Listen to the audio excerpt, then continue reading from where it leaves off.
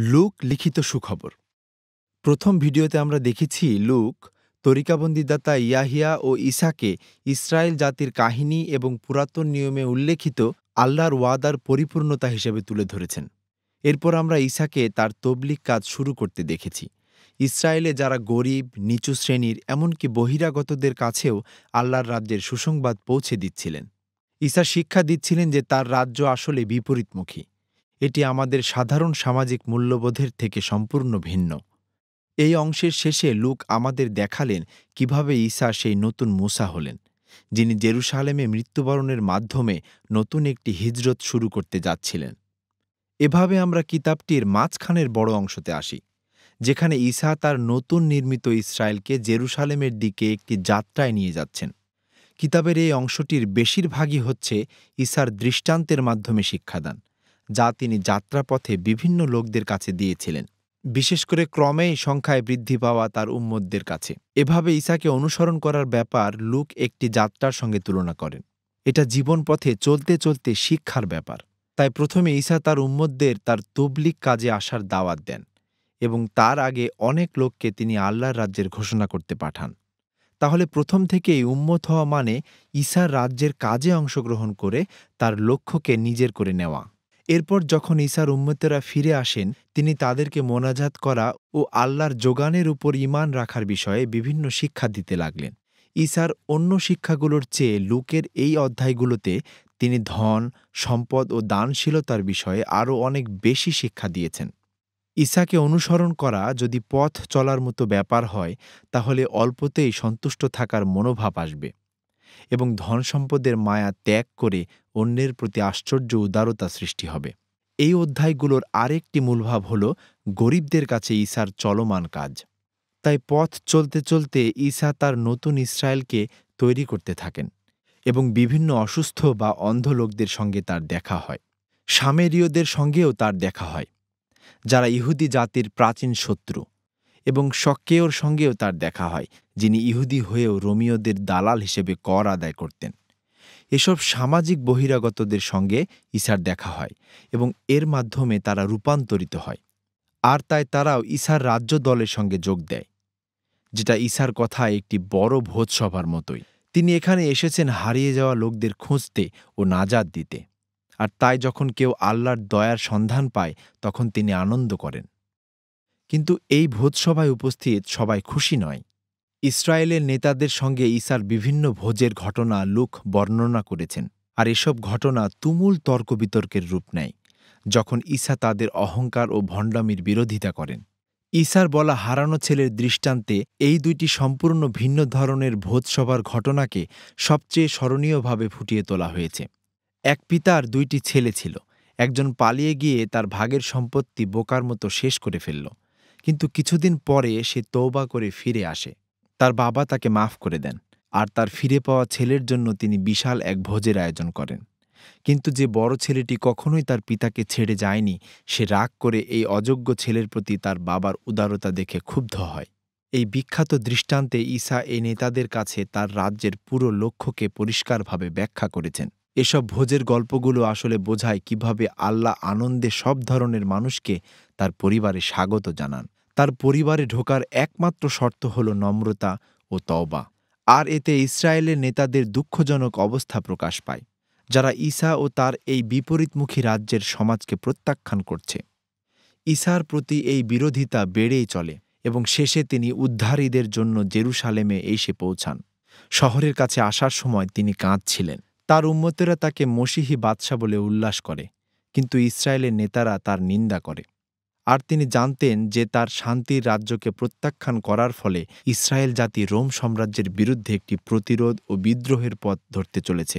এটিই হবে শহরটির ধ্বংসের মূল কারণ। আর জেরুসালেমের এই ধ্বংসের বিষয়টি ঈসা সাংকেতিকভাবে তুলে ধরেন যখন তিনি বিক্ষুব্ধ হয়ে ইবাদতখানায় ঢুকে পশু ব্যবসায়ীদের তাড়িয়ে দিয়ে পশু কুরবানির দেয়ার ব্যবস্থাকে থামিয়ে দেন। তিনি বলেন যে এই ইবাদতের জায়গা ডাকাতদের আড্ডাখানা হয়ে উঠেছে, তাই এটি ধ্বংস হয়ে যাবে।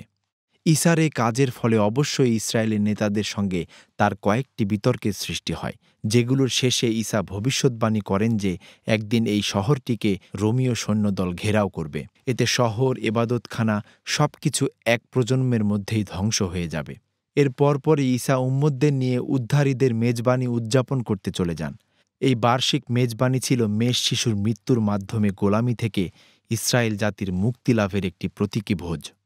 আর তাই ঈসা সেই মেজবানির রুটি ও আঙ্গুর রস এই নতুন হিজরতের নতুন প্রতীক হিসেবে ব্যবহার করেন। তার ক্ষতবিক্ষত শরীর, তার রক্তপাত ঈসার এই নতুন ইসরায়েলের জন্য মুক্তি নিয়ে আসবে। ভোজের পর ঈসাকে গ্রেপ্তার করা হয়। ইহুদি নেতাদের সামনে তাকে জিজ্ঞাসাবাদ করা হয় এবং বাদশাহ হওয়ার দাবি করার জন্য তার বিচার শুরু হয়। লূক এখানে ঈসার নির্দোষিতার উপর জোর দিয়েছেন। রোমীয় শাসনকর্তা পিলাত হাল ছেড়ে দেওয়ার আগে ৩ বার ঈসাকে নির্দোষ বলে দাবি করেছেন। এমনকি গালিলের শাসনকর্তা হেরোদও ঈসার কোনো দোষ খুঁজে পাননি। কিন্তু শেষে নেতারা ঈসাকে ক্রুশে দেওয়ার জন্য পিলাতকে বাধ্য করে, আর তিনি ক্রুশবিদ্ধ হন। তবে এই যন্ত্রণাদায়ক মৃত্যুর মধ্যেও ঈসা আল্লাহর মহব্বত ও দয়া দেখান, যে বিষয়ে তিনি নিজে এতবার শিক্ষা দিয়েছিলেন। যে সৈন্যরা তাকে ক্রুশে দিচ্ছে তাদের প্রতি তিনি আল্লাহর ক্ষমাশীলতা দেখান। এরপর ঈসার পাশেই ক্রুশবিদ্ধ অবস্থায় একজন আসামি তাকে চিনতে পেরে বলে, আপনি রাজত্ব করতে ফিরে আসলে আমাকে মনে রাখবেন। আর ঈসার এই শেষ কথাগুলো একজন অপমানিত অপরাধীর অন্তরে আশা জোগাল। আজই তুমি আমার সঙ্গে জান্নাতে উপস্থিত হবে। তাই উদারতা ও দয়ার শেষ কাজের মধ্য দিয়ে ঈসা মৃত্যুবরণ করেন। তার দেহকে কবরে রাখা হয়। সপ্তাহের প্রথম দিনে ঈসার কয়েকজন উম্মত কবরে এসে দেখে যে সেটি খালি পড়ে আছে। আর সেখানে 2 জন ফেরেশতা তাদের এই কথা বলছেন যে ঈসা জীবিত হয়ে উঠেছেন আর তিনি পুনরুত্থিত হয়েছেন। তারা হতবাক হয়ে সেখান থেকে চলে যায়। আর এই অংশে লূক অত্যন্ত সুন্দর একটি গল্প বলেন। ঈসার 2 জন উম্মত জেরুসালেম ছেড়ে ইম্মায়ু নামক এক গ্রামের দিকে যাচ্ছিলেন এবং ঈসার মৃত্যুর কারণে তারা ভীষণ কষ্ট পাচ্ছিলেন। তখন হঠাৎ করে ঈসা সেখানে উপস্থিত হয়ে তাদের পাশে হাঁটতে লাগলেন, কিন্তু তারা তাকে চিনতে পারেনি। তিনি তাদের মন খারাপের কারণ জানতে চান। তারা তাদের সব হতাশার কথা বলে, যে তারা আশা করেছিলেন যে ঈসা ইসরায়েলকে মুক্ত করবেন, কিন্তু আজ তিনি মৃত। সবকিছুই বৃথা হয়ে গেল।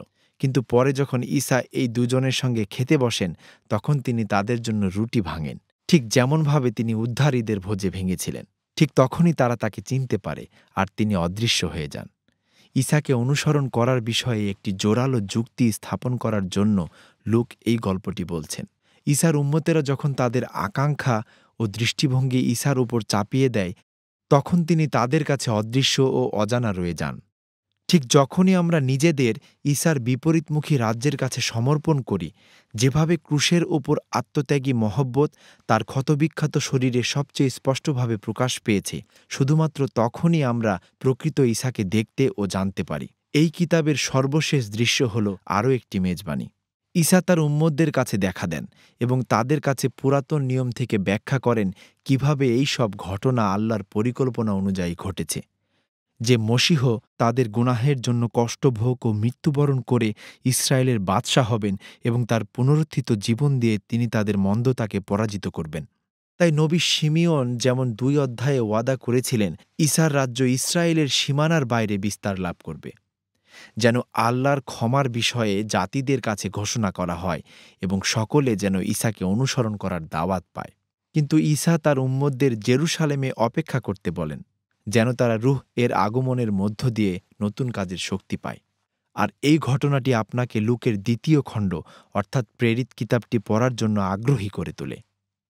কিন্তু আপাতত এটাই হলো লূক লিখিত সুখবর।